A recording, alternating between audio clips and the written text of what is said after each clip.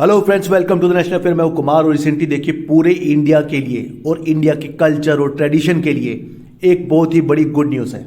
United Nations Educational Scientific and Cultural Organization UNESCO, जो United Nation की एक specialised agency है और जिसका एम है पूरे वर्ल्ड में पीस एंड सिक्योरिटी को प्रमोट करना through education, arts, science and culture, उसने कोलकाता की दुर्गा पूजा को वर्ल्ड हेरिटेज का टैग दिया है। जी हां, कोलकाता की दुर्गा पूजा अब एक वर्ल्ड हेरिटेज साइट है। रिसेंटली यूनेस्को की 16th कमेटी की मीटिंग हुई थी पेरिस में for safeguarding of the intangible cultural heritage, और उस मीटिंग में डिसीजन लिया गया कि वेस्ट बंगाल के बिगेस्ट फेस्टिवल दुर्गा पूजा को यूनेस्को की intangible cultural heritage of humanity की लिस्ट में रखा जाएगा। और साथ ही आपको एक बात और बता दें कि ये पूरे एशिया में पहला ऐसा फेस्टिवल है जिसे इस टाइप का रिकॉग्निशन मिला है, यानी इस लिस्ट में इंक्लूड किया गया है। देखिए, इससे पहले भी इंडिया की कुछ चीजों को यूनेस्को की इंटेंजिबल कल्चरल हेरिटेज लिस्ट में इंक्लूड किया गया है, जैसे कि केरला का बहुत ही फेमस एक संस्कृत थिएटर फॉर्म है जिसका नाम है कुडियट्टम, और ऐसे ही केरला का एक और famous ritual theatre and dance drama है मुडियट्टम।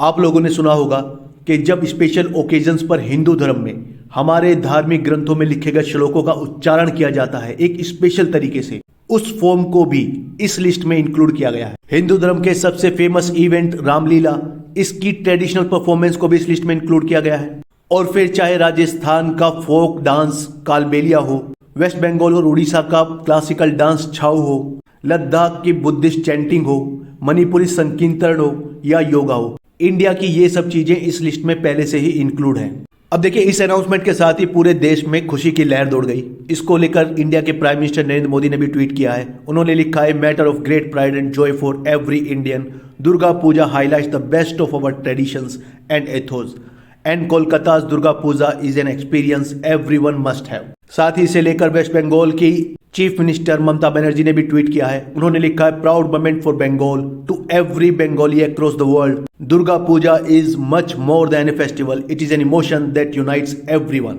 अब देखिए, यूनेस्को जो है वो जितनी भी वर्ल्ड हेरिटेज साइट्स है उनको दो कैटेगरी में डिवाइड करती है।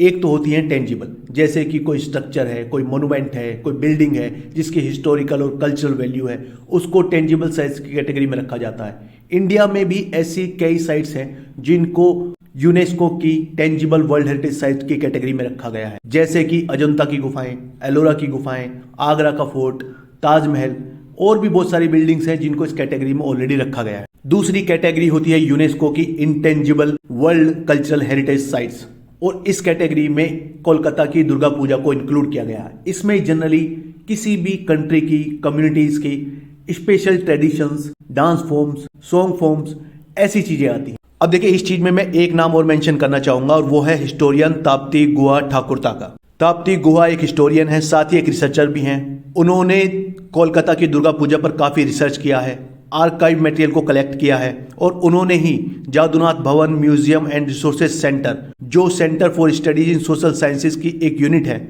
उसके साथ मिलकर वो डोजियर तैयार किया गया था जो इंडिया की यूनियन कल्चरल मिनिस्ट्री ने यूनेस्को को भेजा था। और इन सब लोगों की मेहनत की वजह से ही दुर्गा पूजा को ये टैग मिला है।